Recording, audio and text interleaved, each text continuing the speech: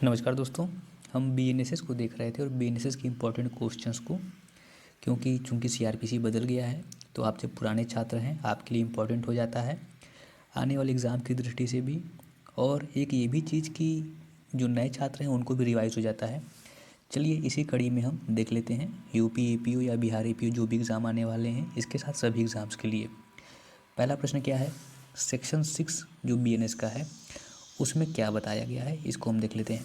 तो देखिए सेक्शन 6 जो बीएनएस का है उसमें क्लासेस ऑफ क्रिमिनल कोड बताई गई हैं।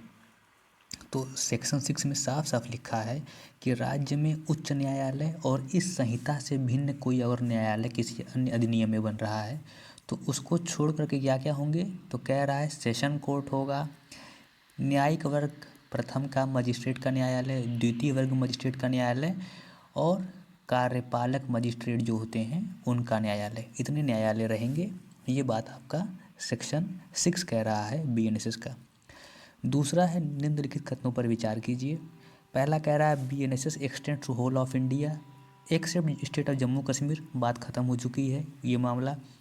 फिर कह रहा है प्रोविजंस रिलेटिंग टू चैप्टर 9, 11 एंड 12 यानी 9, 11 और 12 के जो प्रावधान है वो shall not apply to the state of Nagaland and tribal area. अब देखिए नॉट अप्लाई नहीं बल्कि यहाँ लिखा है कि 9, 11, 12 ही केवल जो हैं वो अप्लाई होंगे।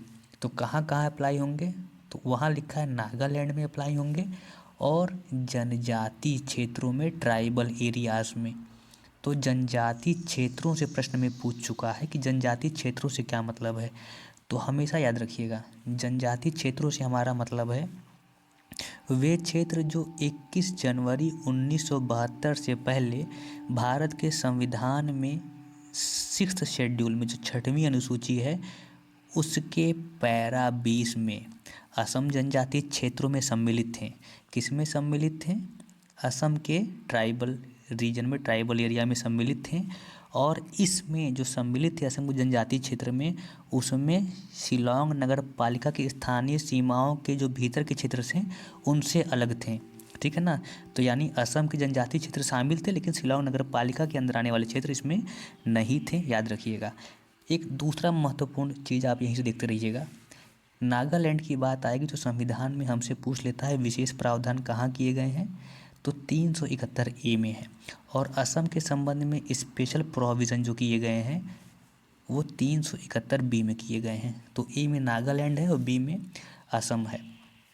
तो केवल 9, 11, 12 लागू होंगे, बाकी लागू करना राज्य के ऊपर है, अधियाचन अधिसूचना के माध्यम से लागू कर सकती है। लेकिन 9, 11, 12 यहाँ नॉट लिखा है जबकि यही केवल अप्लाई होते हैं। आइए तीसरे क्वेश्चन को देखते हैं। सीमा अवधि की अवधि समाप्त होने के बाद कोई न्यायालय अपराध का संज्ञान ले सकता है यदि मामले के तथ्य एवं परिस्थितियों से संतुष्ट हो। तो किस चीज़ को लेकर संतुष्ट हो, तो कह रहा है attempt has been made to explain the delay, ठीक है ना। डिले को आप एक्सप्लेन कर सकते हैं अगर आप कर पा रहे हैं। दूसरा क्या है, इंटरेस्ट ऑफ जस्टिस में ऐसा आवश्यक हो। तीसरा कह रहा है state government instruction to take such cognizance, जी नहीं, पहला सही है दूसरा सही है यानी ऑप्शन डी हो जाएगा हमारा। अगला देखिए, कह रहा है for the purpose of computing the period of limitation, यानी कि परिसीमा काल की बात कर रहा है, period of limitation, relevant date क्या होगी। तो रिलेवेंट डेट क्या होगी, date of filing complaint under section 223, date of recording of information under section 173, option C both. अगला प्रश्न देखिए, which section provides for destruction of libellous और अदर मैटर, यानी कि आपत्तिजनक सामग्री के विनाश का प्रावधान, मानहानिकारक या आपत्तिजनक सामग्री के विनाश का प्रावधान कहाँ किया गया है, तो सेक्शन 501 में किया गया है बीएनएसएस की। अगला प्रश्न है which section provides for bail to require accused to appear before next appellate court, इसके संबंध में प्रावधान किया गया है हमारा सेक्शन 481 में, ठीक है। यानी अगली अपीली अदालत के समक्ष अभियुक्त की उपस्थिति सुनिश्चित करने के प्रावधान 481 में है जमानत के संदर्भ में। 7वां प्रश्न देखिए, अपॉन रिसीट, अब देखिए इसको रिसीट पढ़ते हैं, मैं बार बार बोल दूँ, इसको रिसीट पढ़ते हैं।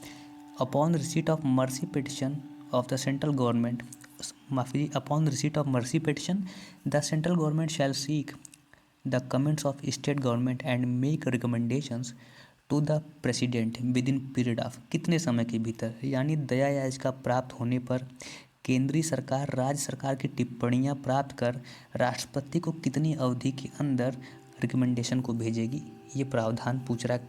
तो कितने दिन, 60 days, 60 days from the date of receipt of comments from state government and record from superintendent of jail, यानी जेल सुप्रिटेंडेंट की रिपोर्ट और स्टेट गवर्नमेंट इसके रिकॉर्ड को पाने के 60 दिनों के अंदर राष्ट्रपति को अनुशंसा भेजेगा कौन, सेंट्रल गवर्नमेंट। अब देखिए अगला प्रावधान, बीएनएसएस की धारा 449 के अंतर्गत वाद वापस लेने की शक्ति किसके पास है, तो कोर्ट ऑफ सेशन के पास है, ध्यान रखिएगा। 9वां प्रश्न देखिए, बीएनएसएस की धारा 415 के अंतर्गत अपील किसके द्वारा दायर की जाएगी, तो 415 में क्या दिया है, दोष सिद्धि से अपील, दोष सिद्धि से अपील, कन्विक्शन से अपील की बात किया है, ठीक है ना। तो कौन इसके संबंध में है, तो कॉन्विक्टेड पर्सन ही दोष सिद्धि से अपील करेगा।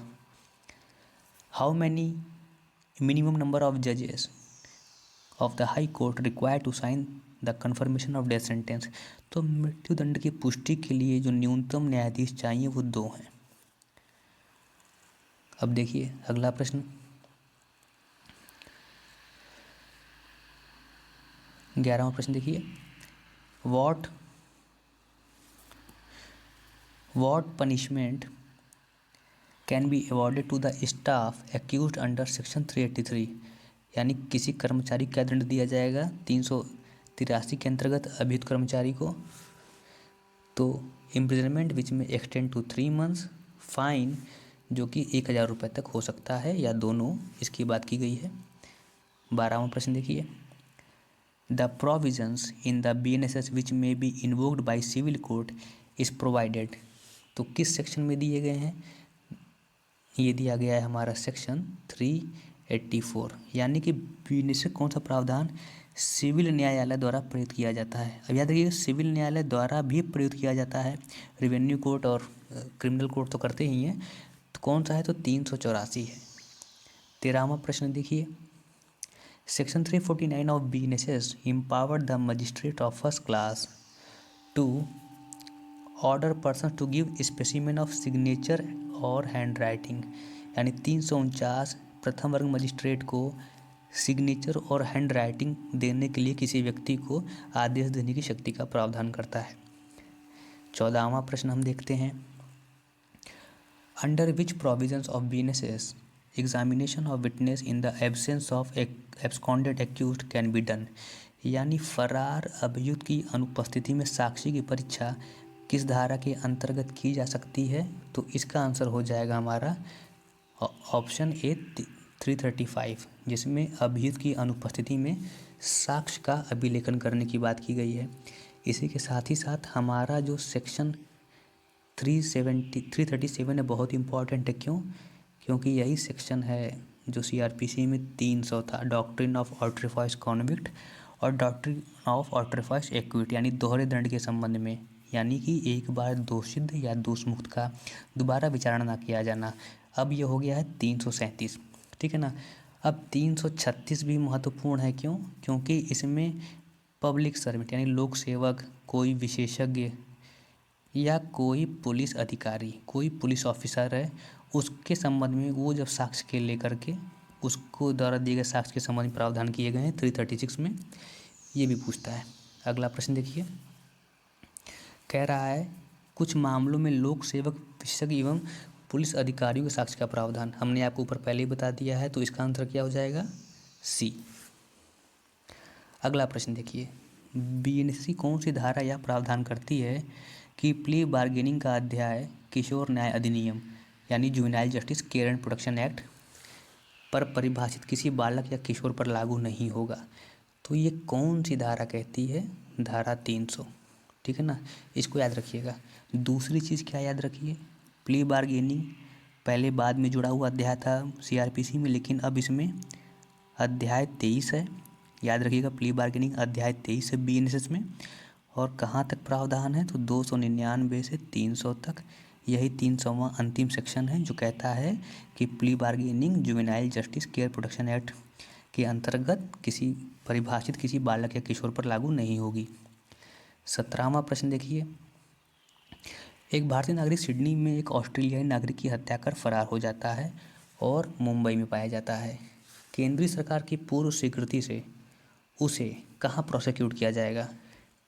इंडिया में किसी प्लेस पे जो फॉरेन मिनिस्ट्री फिक्स करे, या फिर दिल्ली में, केवल मुंबई में, या any place as per the request of Australian government? जी नहीं, मुंबई में किया जाएगा। याद रखिए कहाँ पर किया जाएगा, तो मुंबई में। अगला प्रश्न हम देखते हैं, under section 194 clause 2 inquest report, under section 194 clause 2 जो इंक्वेस्ट रिपोर्ट है उसके संबंध में कितनी अवधि में भेजी जाएगी? तो 24 घंटे के अंदर। इंक्वेस्ट रिपोर्ट आप जान रहे हैं कुछ राइट कर लेता है उसके संबंध में, तो विदिन 24 आवर्स। अगला प्रश्न है, जांच पूर्ण होने के बाद पुलिस द्वारा मजिस्ट्रेट को, यहाँ अन्वेषण है, यहाँ जांच लिख दिया है तो अन्वेषण इन्वेस्टिगेशन होगा ना, अन्वेषण।